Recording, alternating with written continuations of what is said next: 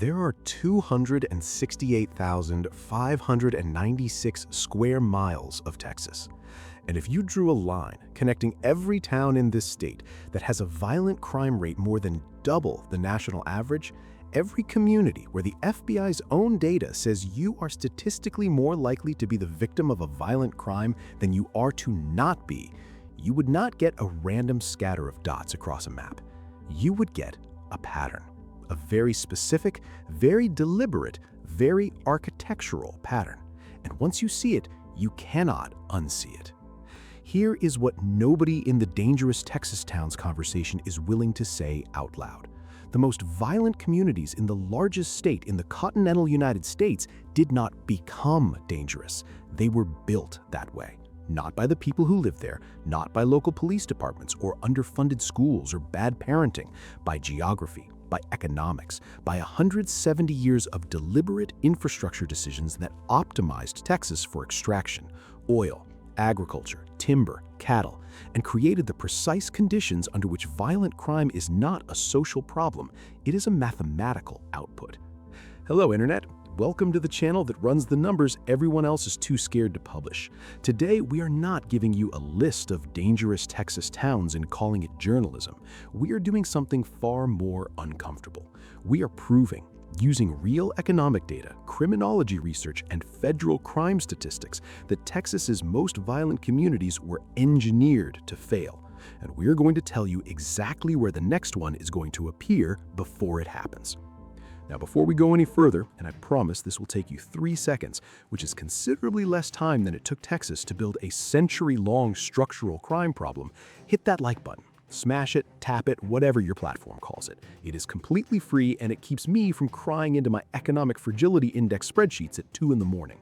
While you're down there, subscribe and drop a comment. Tell me which Texas town you think I'm going to name before I name it. I'll be reading them. And if you share this video with someone who still thinks crime is just about bad neighborhoods and bad people, that is genuinely the most useful thing that can happen today. Now, buckle in. Before we go any further into the data, I need to establish the rules of this analysis. Because if we're going to make the claim that dangerous towns are structurally manufactured, we need a framework that is airtight. So here is exactly how we are measuring this. We are not ranking towns by vibes. We are not ranking them by whether the host felt nervous driving through at noon on a Tuesday. We are not cherry-picking one bad year and calling it a trend. We are using 3 specific, academically validated variables that have been tested in peer-reviewed criminology research and that hold up across geography, across income levels, and across racial demographics, because the structural argument only survives if it survives the controls. Variable 1. The FBI uniform crime rate per 100,000 residents averaged across a 5-year window from 2019 to 2024. Single-year spikes are noise. 5-year averages are signal. We want signal. One bad year could be a local anomaly, a gang conflict that burned itself out in a small community. 5 years is structural pattern. 5 years is the ground itself telling you something. Variable 2, the economic fragility index. This is a composite measure used by regional economists to assess how dependent a local economy is on a single industry or employer. A score of over 0.7 on a 0 to 1 scale means the community is critically exposed, one bad quarter in one industry away from economic collapse. We pulled this data from the Bureau of Economic Accounts in regional accounts, and when you map it against Texas, the picture that emerges is not subtle. It isn't a nuanced policy conversation. It is a blinking red warning light the size of the Permian Basin. Variable 3, institutional density. This is the number of civic institutions per 1,000 residents: hospitals, mental health facilities, legal aid offices, community organizations, addiction treatment offices, crisis intervention services that exist in a given community to absorb social stress before that stress becomes violence. Criminologists at Harvard's Kennedy School have published extensively on the relationship between institutional density and violent crime rates. Low density, high crime.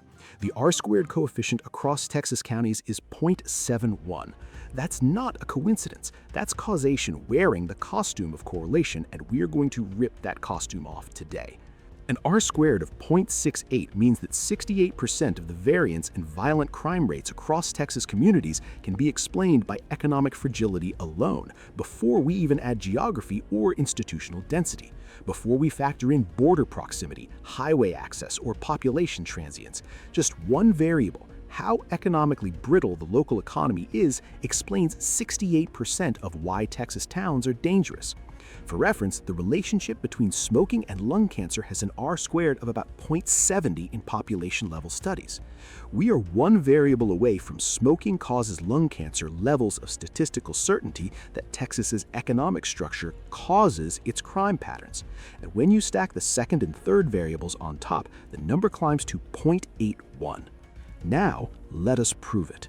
In 1901, a drill bit punched through limestone at Spindletill Hill near Baymont, Texas, and unleashed a gusher of oil that shot oil 150 feet into the air for 9 straight days before anyone could cap it. In those 9 days, that single well produced more oil than all the other oil wells in the United States combined. Texas looked at that moment and made a decision that would define its character for the next 120 years. We are going to build our civilization around this. And they did, beautifully, ambitiously, competitively, and with a complete and total disregard for what happens to the people who move to a town when the oil stops flowing, when the timber is cleared, when the cotton price collapses, when the refinery closes because it is cheaper to process crude somewhere else with fewer regulations and lower wages. That disregard is not accidental. It is baked into the extraction model from the first day of the first boom, and here is how it works, mathematically, every single time. Here is the economic structure of an extraction town reduced to its mathematical essence. Phase 1. Resource is discovered. Capital floods in from outside the region, from Houston, from Dallas, from New York and London and international energy conglomerates. Population explodes. Infrastructure is built to serve the boom. Housing, roads, schools, but it is built cheaply because everyone assumes the boom is temporary. Wages are high. Cash is everywhere. Social institutions are thin because the population is transient. Nobody is planting roots. Nobody's building a library or a mental health clinic or a legal aid office because they're planning to be somewhere else in 3 years. Phase 2. The resource depletes, or the price collapses, or a cheaper source is found elsewhere. Capital leaves. It doesn't trickle out, it evacuates. Within 18 to 36 months of a commodity price collapse, extraction towns lose between 15 and 40% of their employed population. That's not a recession, that's a Category 5 economic hurricane making direct landfall. Phase 3. The people who leave are the ones with options. Young, skilled, mobile. The people who stay are the ones without options. Older, more rooted, more economically stressed, often carrying debts that made sense when the paydays were big and make no sense now. The cheap infrastructure built during the boom is now aging with nobody to fund its maintenance. The schools shrink, the hospitals lose staff, because hospitals follow insurance money, and insurance money follows employment. And the cash economy, the high wages, the oil field bonuses, the roughneck paychecks, transforms into something darker. It transforms into a drug economy, because the stimulants that helped workers survive 16-hour shifts in 105-degree heat don't disappear when the legitimate jobs do. The supply chains are already established, the customer base is already dependent, the market just goes underground. Now here's where the data gets genuinely interesting and genuinely counterintuitive. Between 2010 and 2016, Ector County, home of Odessa, the city that carries the faint scent of petroleum and has a violent crime rate historically exceeding 800 per 100,000, saw methamphetamine seizures increase from under 2 pounds annually to over 95 pounds. That's a 2,275% increase in 6 years, in the middle of one of the greatest economic booms in West Texas history. During that same period, West Texas oil production tripled. The Permian Basin was generating more oil than Saudi Arabia had promised would ever come out of American ground. Unemployment was at historical lows. Wages were surging to levels that economists in Austin did double takes. The Odessa American newspaper was running headlines about workforce shortages and signing bonuses and housing prices that had tripled in 4 years. The meth epidemic didn't happen because Odessa was poor. It happened because Odessa was rich in the wrong way. Cash heavy, institutionally thin, geographically isolated and populated by a transient workforce with brutal schedules, disposable income, and nowhere to spend either the money or the accumulated stress except in ways that escalated rapidly and violently. Oilfield equipment theft alone costs Texas operators an estimated $1 to $2 billion every single year. Copper wire, diesel fuel, catalytic converters, specialized drilling components worth tens of thousands of dollars per unit. That's not petty crime committed by desperate people. That's an organized shadow economy running parallel to the legitimate one, and it requires exactly the same geographic infrastructure as the legitimate economy. The same remote roads, the same minimal law enforcement presence spread impossibly thin across hundreds of square miles of terrain, the same transient population with insider knowledge of where the valuable equipment sits unattended at 3 in the morning with nobody checking on it until the morning crew arrives. Odessa isn't dangerous because of the people who live there. Odessa is dangerous because it was built to extract, not to sustain. And when you build a town to extract, extraction is what you get, from the ground and eventually from each other. Texas has 80,000 miles of highway. That is more than any other state in the Union, more combined than the entire highway systems of France and Germany. This was intentional.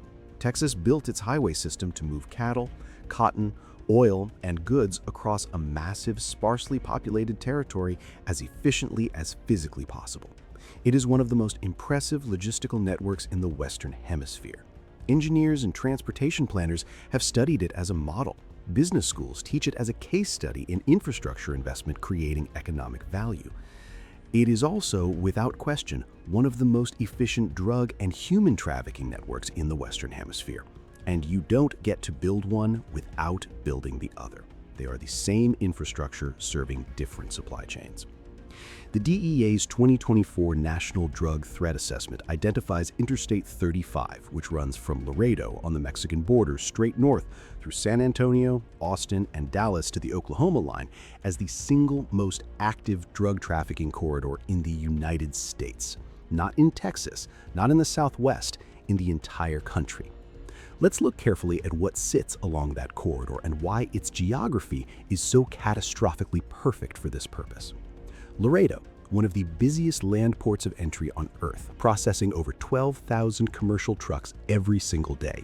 CBP inspects a fraction of those vehicles. The math is not complicated.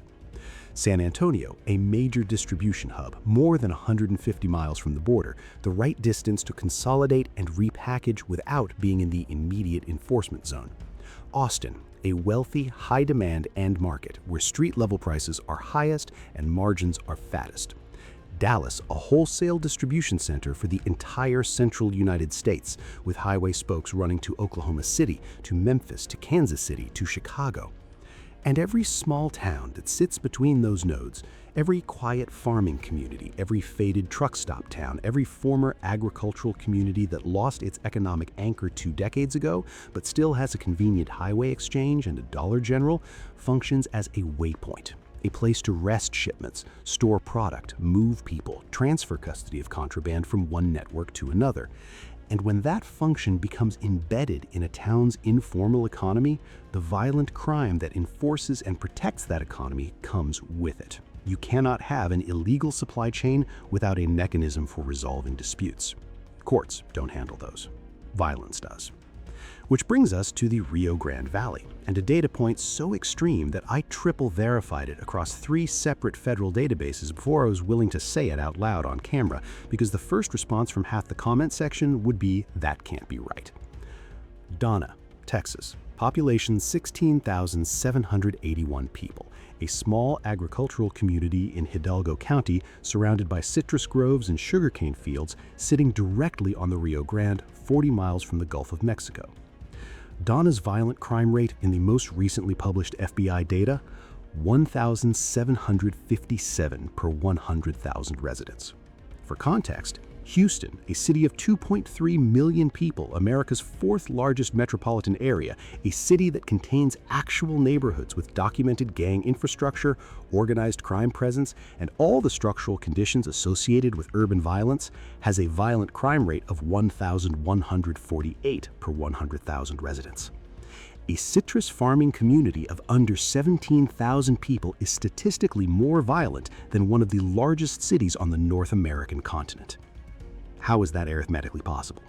Because Donna is not primarily a farming community. functionally, economically, in terms of what actually drives its informal economy and produces its crime statistics, Donna is a border logistics node.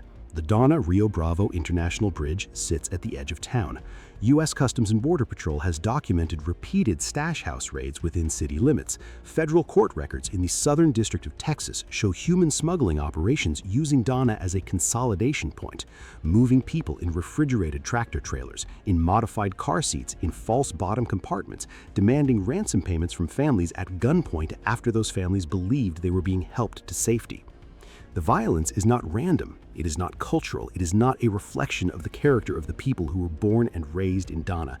It is the enforcement mechanism of a multi-billion-dollar underground logistics industry that runs directly through the geography where Donna was built. The town didn't choose this.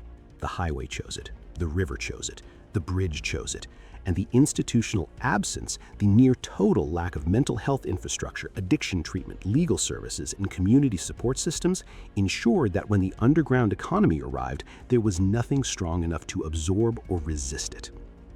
This is not a coincidence.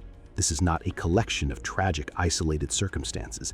This is a system operating exactly as the structural conditions predict it will operate. And it is operating right now, today, in communities that will show up in the next FBI data release showing crime rates that will make people shake their heads and ask, how does that happen? And the answer will be exactly what this analysis has been building toward from the first frame. Texas is ideologically committed to small government. I want to be precise about what I mean by this, because this is not a partisan point, and I am not interested in making one. Small government ideology is a genuine philosophical position with legitimate intellectual roots and genuine trade-offs in both directions. This is not about politics. This is about consequences. The consequence that matters for this analysis is this. When a state is structurally committed to minimizing public expenditure on civic infrastructure, on mental health systems, on addiction treatment, on Medicaid coverage, on community organizations and social safety nets, it produces communities with thin social buffer capacity. And thin social buffer capacity, the criminological research is unambiguous, translates directly into elevated violent crime when economic stress arrives.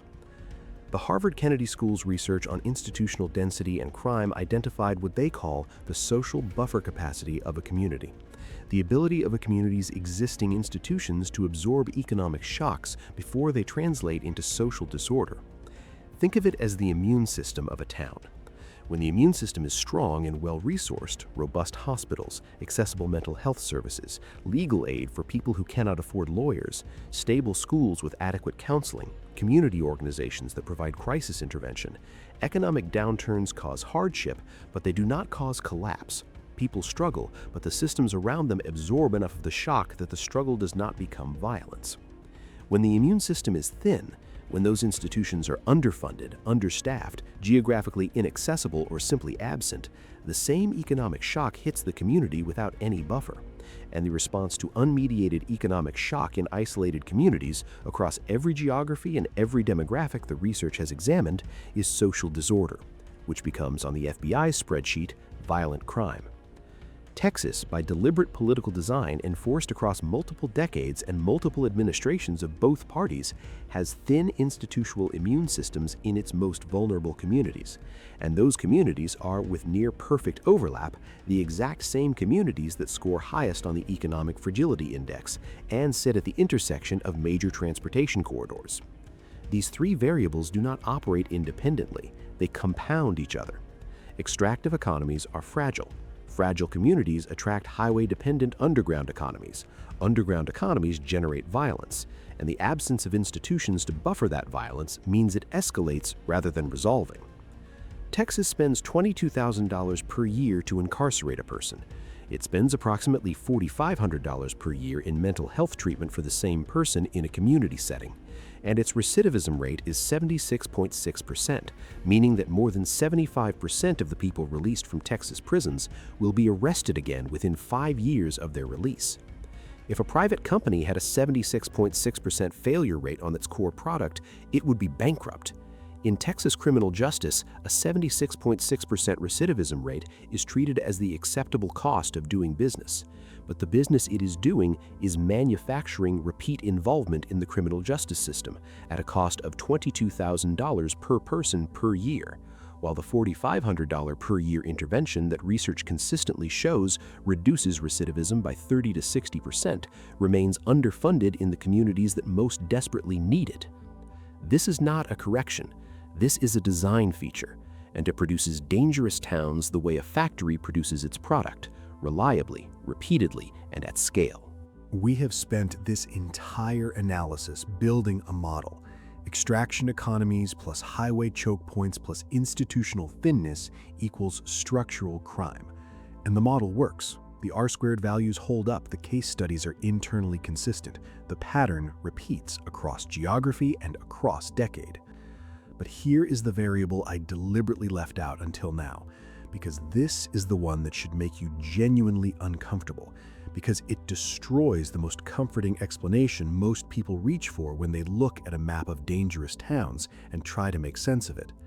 The three highest income counties in the Permian Basin, Midland County, Ector County, and Andrews County, experienced their peak violent crime rates not during economic downturns, but during the 2012 to 2019 oil boom. The period of maximum wealth generation was simultaneously the period of maximum violent crime. More money in the economy, more crime on the streets, at the same time, in the same communities.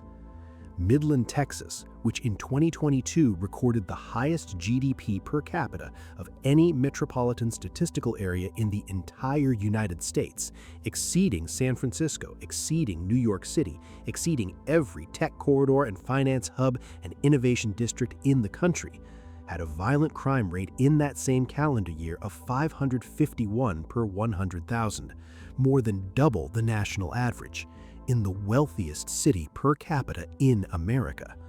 This does not fit the poverty narrative. This completely destroys the poverty narrative if we are being precise about it.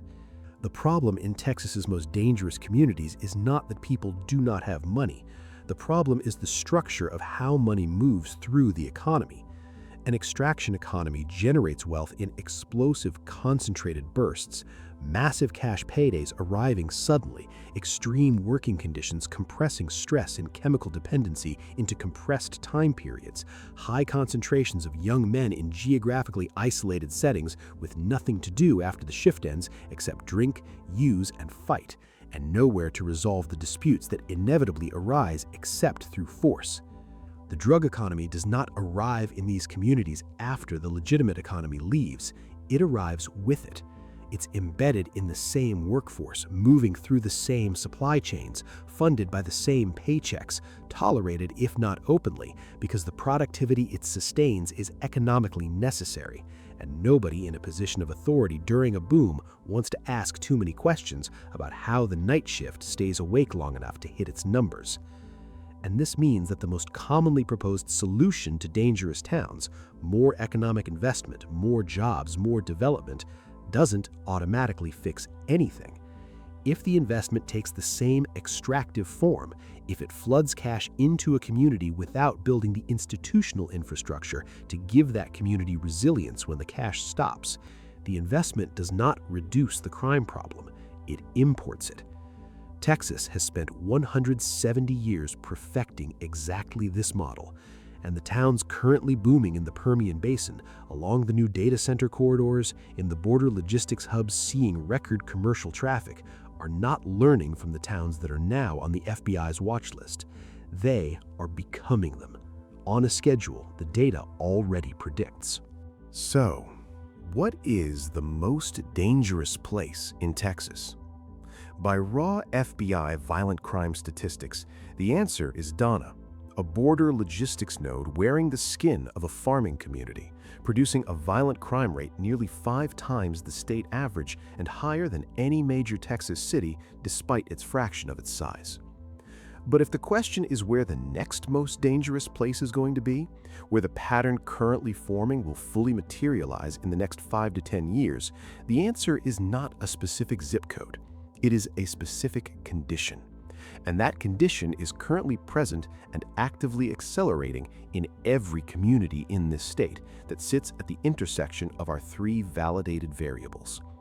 Every town along the I-35 corridor experiencing rapid population growth driven by a single dominant industry.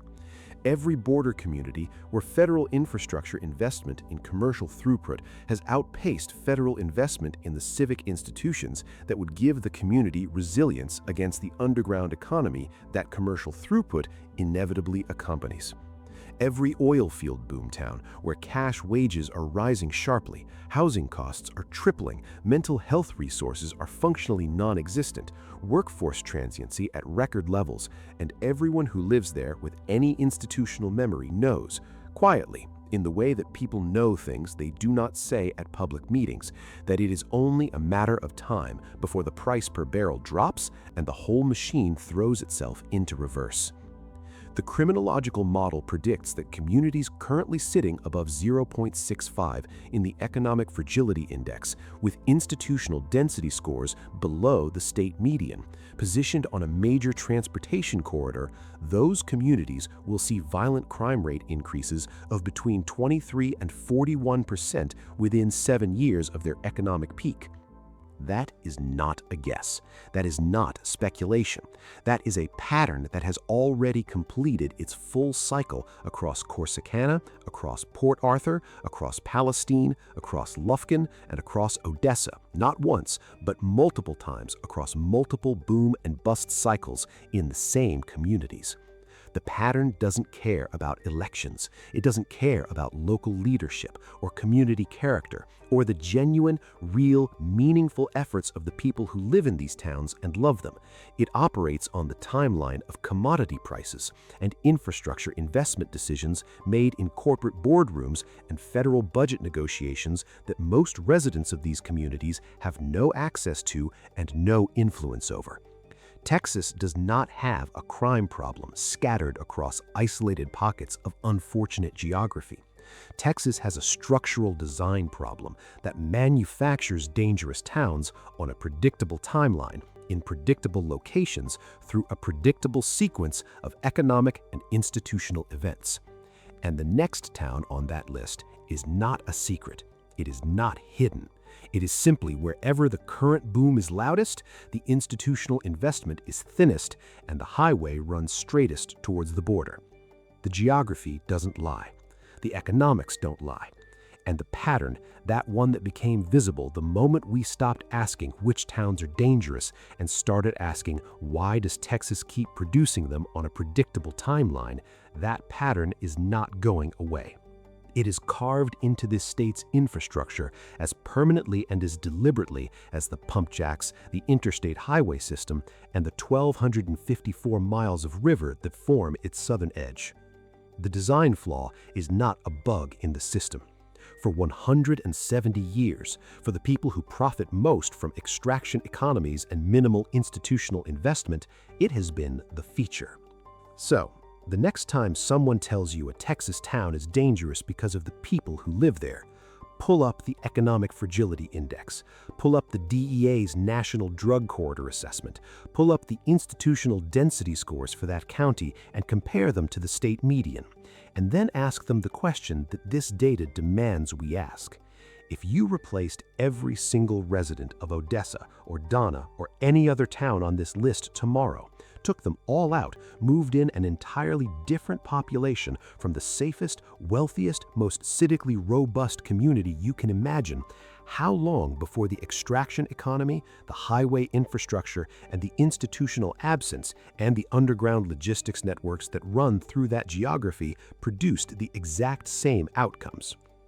The answer the data gives you consistently across every case study and every geographic iteration of this pattern is faster than anyone wants to admit. Because it's never been about the people. It's always been about the design. But hey, that's just a theory. A Texas theory. Thanks for watching.